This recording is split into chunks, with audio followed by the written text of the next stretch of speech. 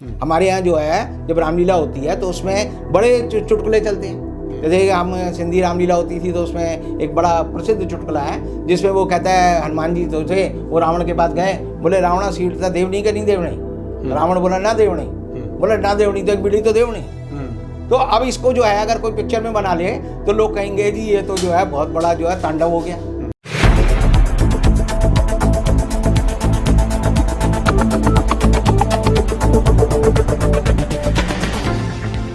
Hello, नमस्कार, आदाब, सत श्री अकाल और अस्सलाम वालेकुम। मैं हूं मोहम्मद अहमद काज़मी, लेकर आया हूं आपका पसंदीदा कार्यक्रम आपके रूबरू। आज देश का 71वां गणतंत्र दिवस है। ये मौका है जब हम ये समझने की कोशिश करें कि आखिर देश का संविधान जिस इरादे से बनाया गया था, जिस नीयत से बनाया गया था, क्या उस पर हमारा देश चल रहा है। अभी जैसे देश के हालात हैं उसमें कुछ लोगों को सौतेला बनाने की कोशिश की गई है। नफ़रत की सियासत गर्म है, पूरे देश में एक अजीब सूरत हाल है। एक बड़ा तबका, अच्छा खासा बड़ा तबका अपने आप को एलिनिएटेड, अलग थलग महसूस कर रहा है। लेकिन एक तबका है जो सड़क पे चलते जाते लोगों को मार करके भी अपने आप को देश प्रेमी होने का दावा करता है। और वो लोग जो संविधान की दुहाई देते हैं, संविधान को बचाने की कोशिश करते हैं, उनको देशद्रोही कहा जा रहा है। और ये बहुत ही तकलीफ़ की बात है कि जो लोग देश के लिए अच्छा सोचें उन्हीं को एक तरह से पराया बनाने की कोशिश की जा रही है। आज इस सब पर आखिर 71वें साल में हम हैं, 71वां गणतंत्र दिवस बना रहे हैं। इस पर ख़ास बात करने के लिए मेरे साथ मेहमान हैं रविंद्र कुमार जी, जो अध्यक्ष हैं राष्ट्रीय मुक्ति मोर्चा के, और आप लंबे समय से समाज की सेवा कर रहे हैं। बहुत ही इनकलाबी किस्म की कार्रवाइयाँ की हैं। ख़ास तौर पर नरसिम्हा राव जब हुकूमत में थे उनके ख़िलाफ़ बाकायदा मुकदमा चलाया और एक कानूनी कार्रवाई को अंतिम रूप तक, अंतिम मरहले तक पहुंचाया। वेलकम है जनाब रविंद्र कुमार जी, आपने मीडिया स्टार वर्ल्ड को वक्त दिया। आप बताइए कि आज आपको कैसा लग रहा है। कुछ लोग अपने आप को पराया महसूस कर रहे हैं, कुछ लोग अपने आप को बहुत ही मजबूत, दृढ़ और तमाम गैर कानूनी काम करते हुए भी वो अपने आप को देश प्रेमी और देश का सच्चा नागरिक होने का दावा कर रहे हैं। आप इसे कैसे देख रहे हैं? हिंदुस्तान 15 अगस्त 1947 को आज़ाद हुआ। जब संविधान सभा बनी तो 26 नवंबर 1949 को हिंदुस्तान का संविधान जो है स्वीकृत हुआ और ये तय किया गया कि 26 जनवरी 1950 को हिंदुस्तान का संविधान लागू होगा। हिंदुस्तान के संविधान की ये जो पूरी तारीख है ये इसलिए महत्वपूर्ण है क्योंकि 26 जनवरी के दिन 1929 में 1929 में रावी के तट पर कांग्रेस का अधिवेशन हुआ था और उस अधिवेशन में पहली बार कांग्रेस ने अंग्रेज़ों से कहा था कि आप हमें पूर्ण स्वराज्य दें, हमें आज़ादी दें, और अगर आप हमें आज़ादी नहीं देंगे तो 26 जनवरी 1930 से हम पूर्ण स्वराज्य के लिए पूरे देश में संघर्ष करेंगे। जब आज़ादी की लड़ाई हुई और संघर्ष के बाद जो है इस देश का संविधान बना तो ये संविधान जो है अंगीकार कर कर हिंदुस्तान में लागू हो गया, जिसमें पहला शब्द वही है जो अमेरिकन संविधान में है, we the people of India, कि हम भारत के लोग अपने आप को एक संविधान दे रहे हैं। और इसका मतलब यह है कि ये संविधान जो है इसकी जो मूल धारा है, इसका मूल स्रोत जो है भारत के लोग हैं, जो भारत के नागरिक हैं और भारत के असली शासक हैं। अब हम देखते हैं कि 71 सालों में आज हम जिस हालत में हैं तो हम देखते हैं कि हिंदुस्तान जो है एक गणतंत्र होना चाहिए, ताकि गणतंत्र का मतलब जिसमें जनता का राज जनता के द्वारा, जनता की सरकार द्वारा होना चाहिए। लेकिन हिंदुस्तान को धीरे धीरे 71 सालों में एक पुलिस स्टेट में बदल दिया है। आज का हिंदुस्तान जो है वो नागरिकों के अधिकारों का हिंदुस्तान नहीं है, वह एक ऐसा हिंदुस्तान है जिसमें हम देखते हैं कि लोगों को जो है जब अनुच्छेद 370 हटाया जाता है तो पूरे जम्मू और कश्मीर के लोगों को जो है एक जेल में रहने के लिए मजबूर कर दिया जाता है। उनको ना इंटरनेट की सुविधा मिलती है, ना मोबाइल की सुविधा मिलती है, ना टेलीफोन की सुविधा मिलती है, ना प्रेस की सुविधा मिलती है। उसके बाद हम देखते हैं जब सीए और एनआरसी का बिल आता है तब पूरे देश में असहयोग आंदोलन औरतें करती हैं, हर चौराहे पर जाकर करती हैं, और तब पुलिस का अत्याचार उन पर इस हद तक होता है कि हम देखते हैं कि यूपी में बच्चों को पीटा जाता है, औरतों को पीटा जाता है, उनके ऊपर जो है झूठे मुकदमे लादे जाते हैं। यूएपीए के तहत उनको कहा जाता है कि आप जो है सरकारी संपत्ति को आपने नुकसान पहुंचाया है तो आप इसकी भरपाई करो।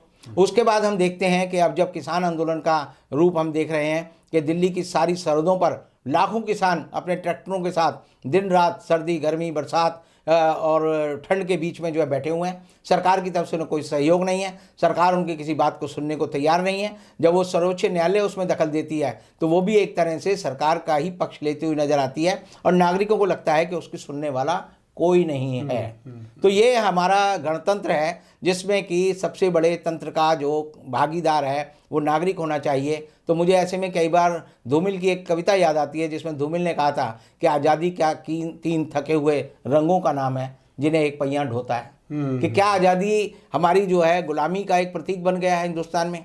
आज के दिन अगर हम देखें तो 1920 में हम जब अंग्रेज़ों के गुलाम थे और जब देश में रॉलेट एक्ट लागू हो गया था तब हिंदुस्तान के सारे लोगों ने पूरा आंदोलन किया था। रॉलेट एक्ट एक ऐसा एक्ट था जिसका नाम था अनार्चिकल एंड टेररिस्ट एक्टिविटी एक्ट 1919 और उसमें ये व्यवस्था की गई थी कि सरकार किसी भी आदमी को अनिश्चित काल तक जेल में बंद कर सकती है। उसको ये जानने का अधिकार नहीं है कि उस पर जुर्म क्या है, उसकी शिकायत किसने की है। और उस एक्ट के खिलाफ जो है पूरा देश पहली बार, महात्मा गांधी पहली बार राजनीति में उसी आंदोलन में टूटे थे और देश के साथ जुड़े थे।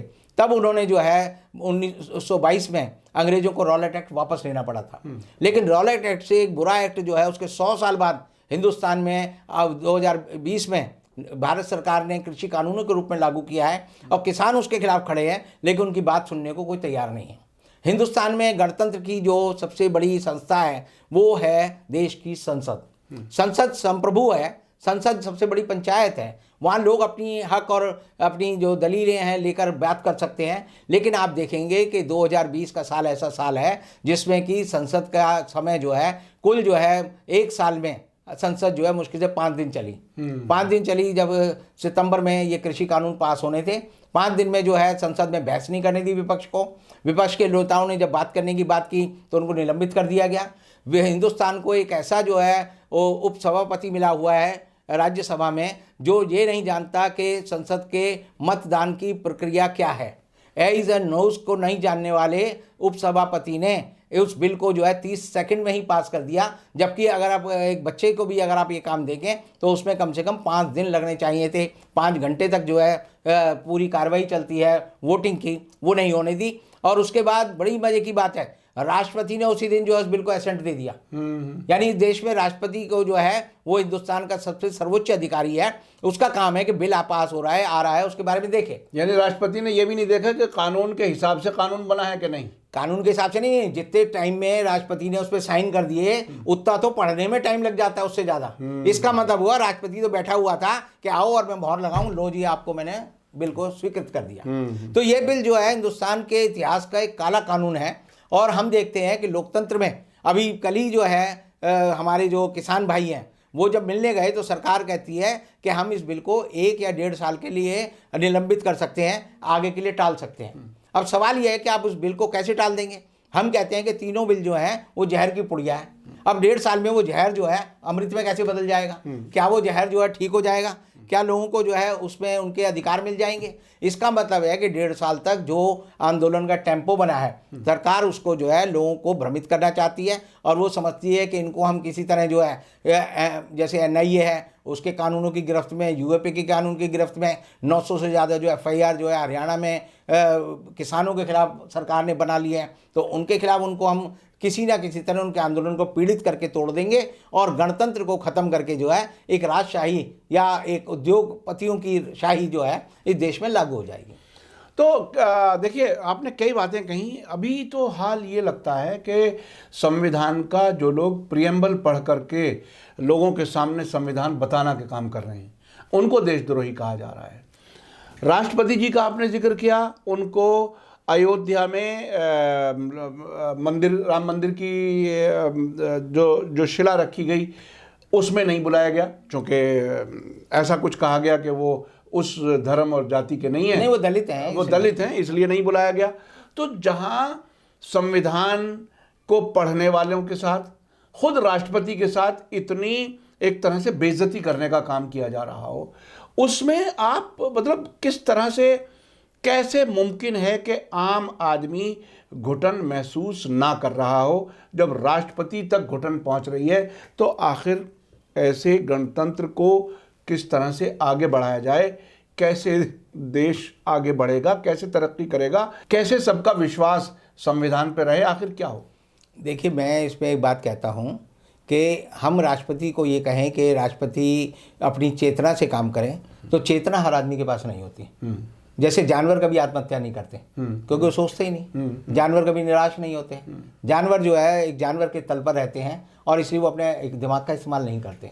हमारे यहाँ जो इस समय जो हम देखते हैं कि जो सत्ता के शिखर पे लोग बैठे हैं वो अपने दिमाग का इस्तेमाल नहीं कर रहे, वो एक भेड़ चाल में चल रहे हैं या वो डरे हुए हैं। अब मैं डरा हुआ कहूँ तो उसके लिए मुझे प्रमाण चाहिए होगा, लेकिन उनकी हरकतें बताती हैं कि राष्ट्रपति ने जिस तरह बिना अपने दिमाग का इस्तेमाल किए बिना इन तीनों कानूनों पर अपनी साइन कर दिए, मोहर लगा दी, इसका मतलब यह है कि उन्होंने अपने दिमाग का इस्तेमाल नहीं किया। अब सवाल यह आता है कि देश को चला कौन रहा है। हम देखेंगे कि 72 सालों में 71 सालों में देश में चलाने वाले लोग आज के समय अगर आप गिनेंगे तो आपको सिर्फ 4 आदमी मिलेंगे जो भारत देश को चला रहे हैं। एक मोदी जी हैं, एक अमित शाह हैं, एक जो है अडानी है और एक अंबानी है।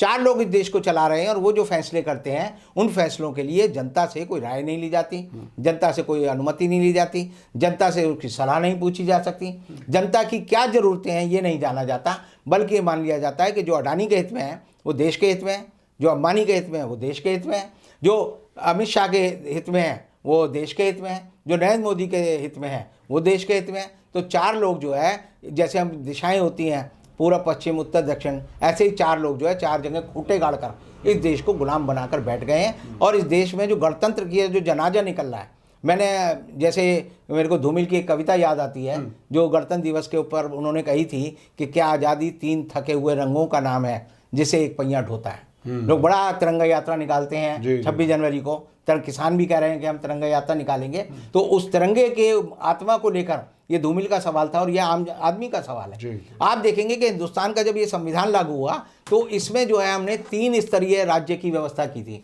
3 संविधान की जो है सूचियां हैं कि एक केंद्रीय सूची है, एक राज्य सूची है, एक समवर्ती सूची है। ऐसे ही हमने प्रशासन को भी इसी हिसाब से बांटा था कि वो एक संसद का प्रशासन होगा, केंद्रीय प्रशासन होगा, एक राज्य का होगा, एक जिला स्तर पर होगा और चौथे स्तर पर राजीव गांधी ने जोड़ा था पंचायती राज होगा। तो 4 स्तर के राज्य को हमारी सरकार ने आज के समय में केंद्रित कर दिया है। आज के समय में एक ही आदमी का शासन है, एक ही आदमी सोचता है, एक ही आदमी इंप्लीमेंट करता है, एक ही आदमी की इज्जत है, एक ही आदमी देश को आगे और पीछे ले जाता है, वो है देश के प्रधानमंत्री नरेंद्र मोदी।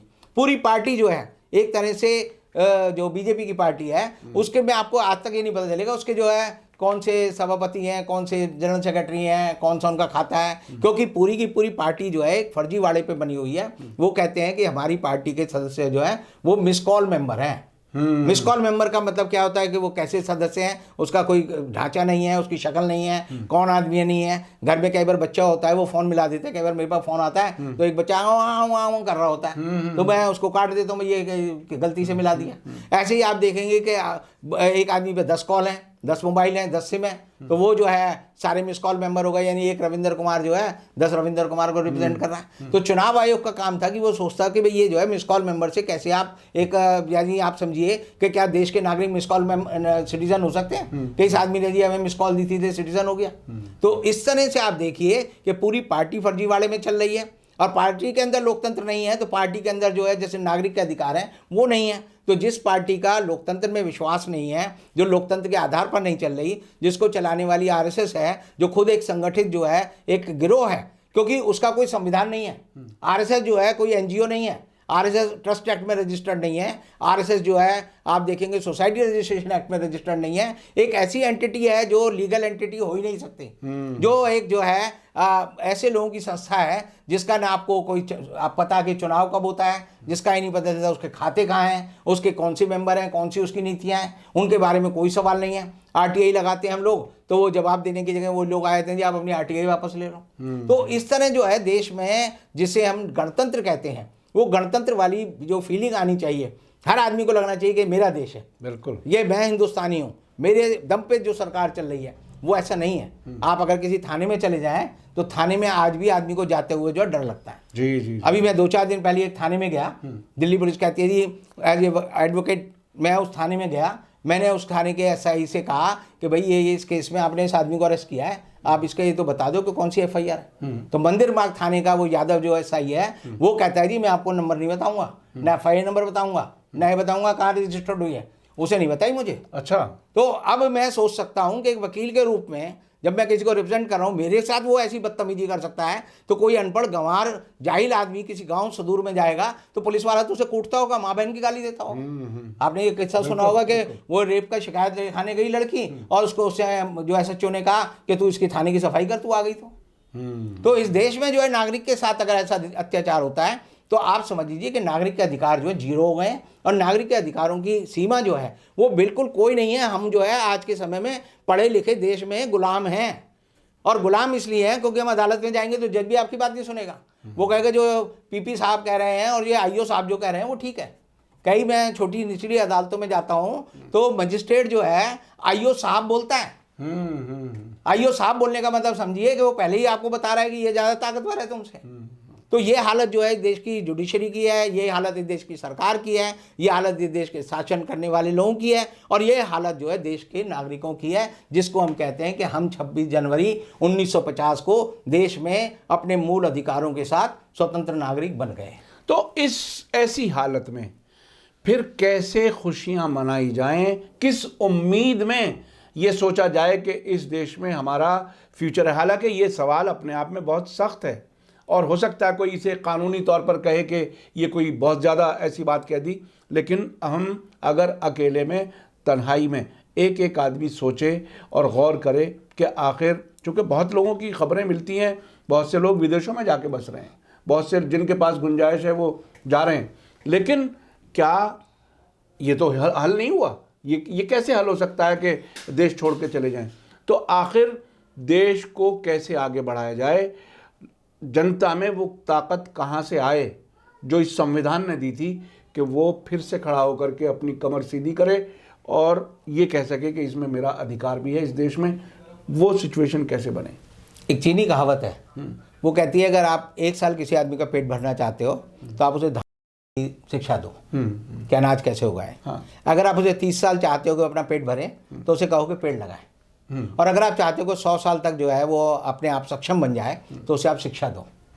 शिक्षा देना जो है एक ऐसी काम होता है जो व्यक्ति को जो है उसके नागरिक अधिकारों से, उसकी ताकत से परिचित कराता है। हिंदुस्तान की आज़ादी जो है जिन लोगों ने लड़ी, बड़ी अजीब बात है कि वो सारे के सारे जो है विदेशों में जाकर पढ़े थे। महात्मा गांधी बाहर जाके पढ़े, नेहरू जी बाहर जाकर पढ़े।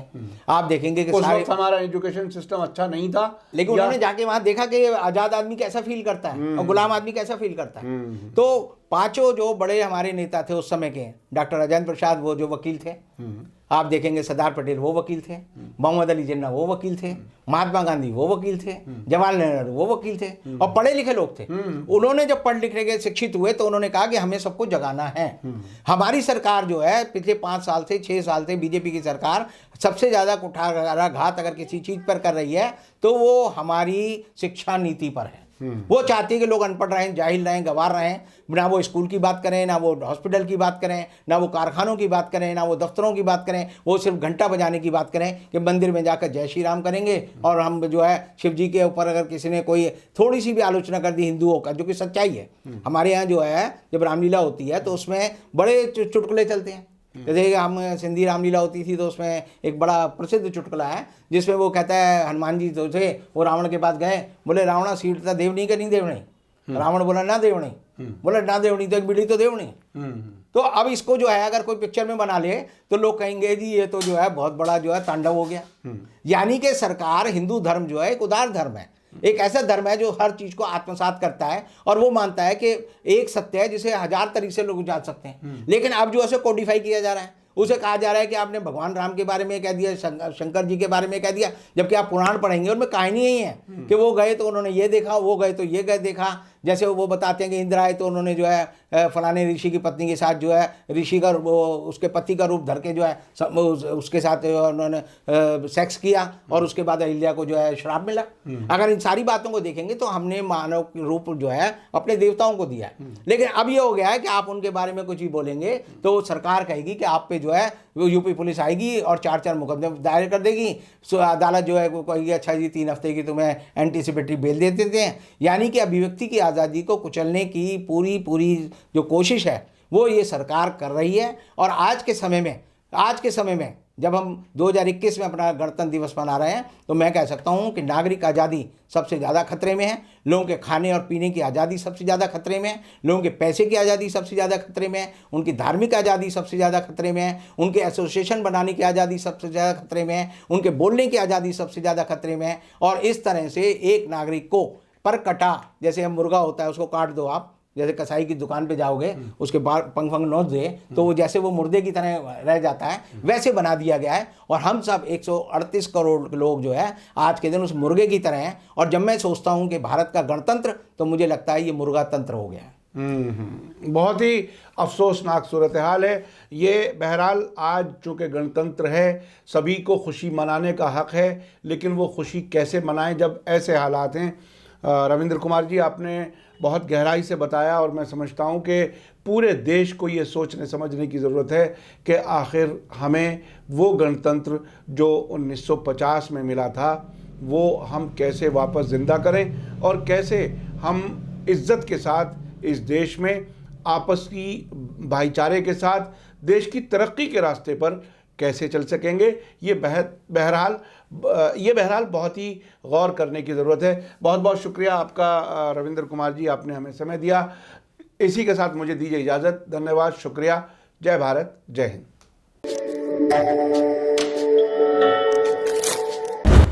मीडिया स्टार वर्ल्ड के और वीडियो देखने के लिए हमारे चैनल को सब्सक्राइब करें और सीधे नोटिफिकेशन पाने के लिए बेल आइकन दबाएं। और अगर हमारी खबर सच्ची और अच्छी लगे तो अपने व्हाट्सएप, इंस्टाग्राम, फेसबुक और ट्विटर अकाउंट पर ज़रूर शेयर करें।